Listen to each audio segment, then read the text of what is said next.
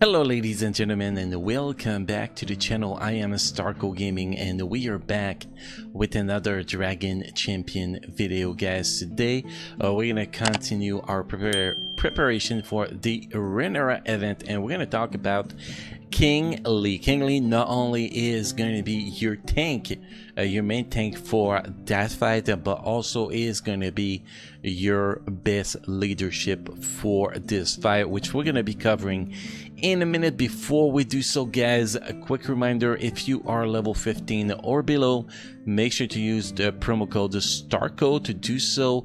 It's a very simple. You go in settings, use promo codes, you type the word STARCO in the little box here, and once you do so and press the OK button, you will get $10 worth of freebies, which is always useful. And also, guys, if you don't know that yet, you can actually play Dragon Champion on PC. To do so, just go in the description down below. There's a link right down there. So with that said, guys, let's jump into King Lee.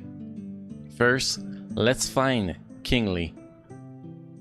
Here is my boy King Lee. So what we're gonna do here in this video is pretty simple. We're gonna go through his abilities. We're gonna talk about the ability priority list on using your scroll and using those ability in fight. Then we're gonna go with the rune setups, and we're gonna leave artifact on the side because most people don't have artifacts right now, and even myself on the early access, I do not have much on the test server. I mean, I don't really have many artifacts ready yet, so I cannot really test that yet. We're gonna start talking about artifact after the Renera event start on this channel. So with that said, guys, let's get started with the skills. So you have three very important skills on this little fellow. We're gonna start with his leadership. His leadership is gonna be the best leadership for the Panda team. All ally Panda gains 30% of their maximum health. Panda recover 5% health for each critical hit dealt and each buff apply. So for example, we talked about Patriarch Kui a few days ago. You have Patriarch Kui applying his armor increase on all the Panda, so he applies 5 buff on the team. That means he's gonna gain 5% of HP for every buff applied. So 5% multiplied by 5 buff, he's gonna get 25% well, he's gonna heal for 25% HP just by applying that armor increase on all the characters. So that's the perfect example of how this leadership works. So this is a huge boost on this team because all the Pandas, well, except Hilda that we're actually going to be using, do use a lot of buffs. You have Pharaoh that use the dodge increase. You have Dro that will actually use the regeneration and attack increase, I believe so, and a few other things. And then you have King Lee that will the taunt and all of that. And then you have Patriarch Kui that does all the shield, all the actual armor increase. So there's a lot of buff going there. So not only they all gonna get 30% extra HP at the start of the fight, but they will also heal every time they actually use their buff, unless they are already full in HP. So this is a huge buff. But not only that, it's just that starting with that, then you go with the passive here. King Lee recover 20% health at the start of his turn. That is a very important passive, guys, which makes this character so important for the Renera event. It turns all the leadership with the full Panda, and this passive turned King Lee in a total thinking monster. So leadership, obviously you want to get to level 6 is the top priority. Second priority is not going to be the passive. The second priority is actually going to be this one. It's taunting ability. Gain taunt and a dodge increase for 2 turns. Remove 2 debuff and recover 25% of HP. So now if you're not gonna max out these skills, you need to at least get it to level 5 because you want to get those 2 debuff removal definitely. But obviously if you get it to level 6, it's even better. But I think we could actually go with level 5 on this skill. Honestly, we could actually go with the passive and the leadership at level 6, and then this skills as level 5 will be fine. But that will be the priority number 3 to actually get to level 6, I guess. So I guess this skills will be more important to get to level 6. So priority will be the leadership number 1, the passive number 2, the talent number 3, and then after the other 2 skills, what they actually do. Well, you have this first skill. Well, it's not the first skill, it's the third skill actually. Deal 300% of physical damage to an enemy and a 50% chance to apply a tenacity increase to 3 allies for 1 turn. So again, you use that skill if you need HP. You have 50% chance to pretty much gain 15% HP from what I can see it's worded. So a very decent amount of damage from that skill, and if your 50% chance actually work in your favor, you can get a lot of healing from that skill with the Kingly leadership too. And then you have the first skill. First skill is pretty much just a filler, but it still have some good things. And by the way, guys, this skill here, you don't actually have to get it to level 6. It will actually be priority number 4 in getting this skill to level 6. And yes, the last, we have the first skills.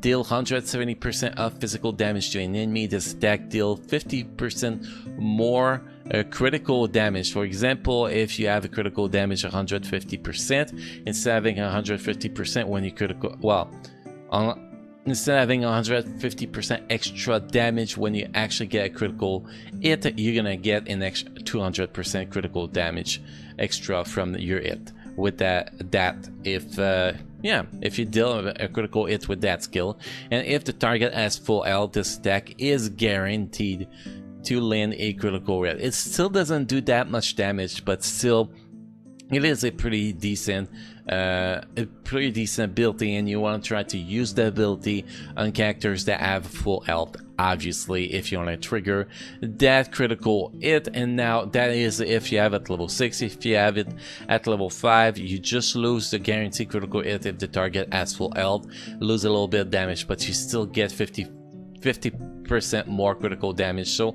level 5, it's all you need from these skills. But you know if you get to level 6, it's just much better. Now, how are you gonna play this character? Well, this character is pretty simple. You're gonna use his taunting ability on cooldown. In the Panda team, it's gonna be on cooldown because you're gonna need this ability to go. Then you're gonna fill with the first skill, and when you need to get a chance at extra healing, like you're getting low in HP and your taunt is touch ready, then that's going to be the time to actually use that second skill. I know a lot of people's going to think, well, but I'm going to be losing damage by using the first skill over the second skills. You will lose a little bit of damage, true, but when you will use that second skill, so you're going to get that triple buff to apply. If you're lucky enough, you will get a very, very important healing amount to keep Kingly alive. So it's very important to play it that way, in my personal opinion. Now, if you're looking to do maximum damage, obviously you're going to use the third skill for the taunting ability on cooldown, then you're going to use the second skill for the maximum damage on cooldown, then the first skill. But most of the case, it's all about surviving first, then doing damage next. Because if you're dead, well, if you're dead, you're not gonna finish the fight. But if you're alive, eventually it can take a little bit longer. Sometimes you will, you will win the fight if you are actually alive. So that's why it's more important to do it 3, 1, and then 2 when you need healing. Now, if we look at the runes. We have a very easy setup. He is a thinking character, so usually those characters need HP and armor, except a few exceptions. So we're gonna go with 1 HP set and 2 armor set. The armor set makes you take less damage, so in my opinion it's more important than HP, but I like to have a little bit extra HP still on there, but you could definitely go 3 armor set and that will still do a pretty solid job, to be honest. So primaries, what are the primaries? What are the stats you are looking for? It's pretty simple. You are looking for HP and armor. So first we have armor here on the first primary, which is the northeast primary. So we have armor here, and you can see the secondary stats we went to get armor, shield, health, and shield. So we take as much defensive stats as possible on those runes.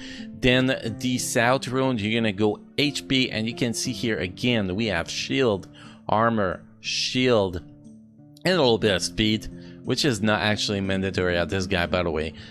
Yes, a little bit extra speed is always nice, but not mandatory. But here you definitely want health as the primary on the south. And then the northwest, you want to go for tenacity. Tenacity is the most important, and then after that we don't have great stats as secondary stat. This one we have armor, that's pretty nice, but the rest is pretty trash for this character.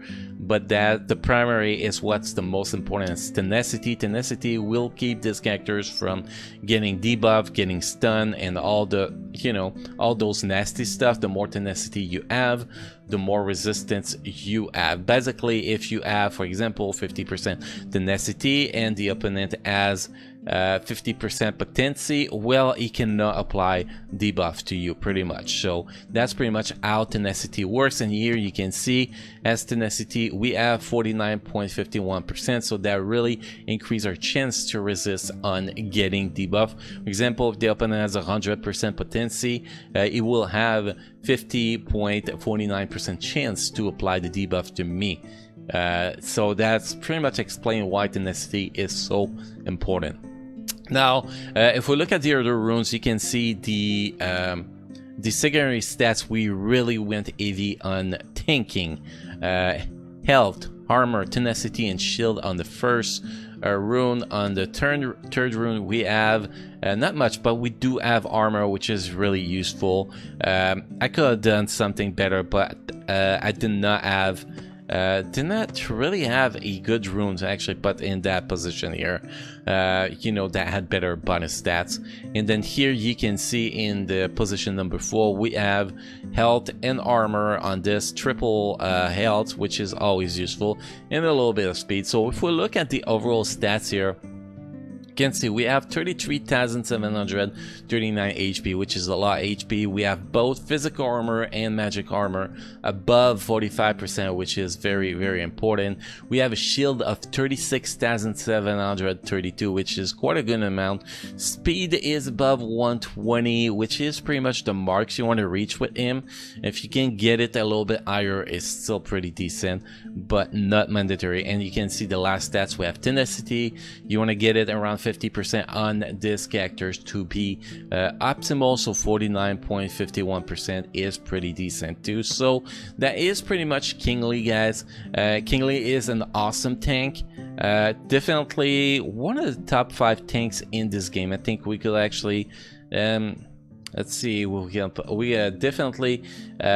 put Trumgar above him, and we're gonna put a little baddie up above him, and that's pretty much all I have to say. He's probably the 3rd strongest tank in the game, so even if you're just building him to play him in other game modes, not for the Renard event, he is still totally worth getting and investing into him, to be honest. So that's pretty much all we had for this video, guys. If you enjoyed the content, make sure to subscribe to the channel. If you have any question, comment, feedback, guys, make sure to use the comment section down below. As always, I will get back to you as soon as I get a chance, guys. Thank you for watching. Hopefully you enjoyed this video, and hopefully, guys, I get to see you all again in the next video. Thank you.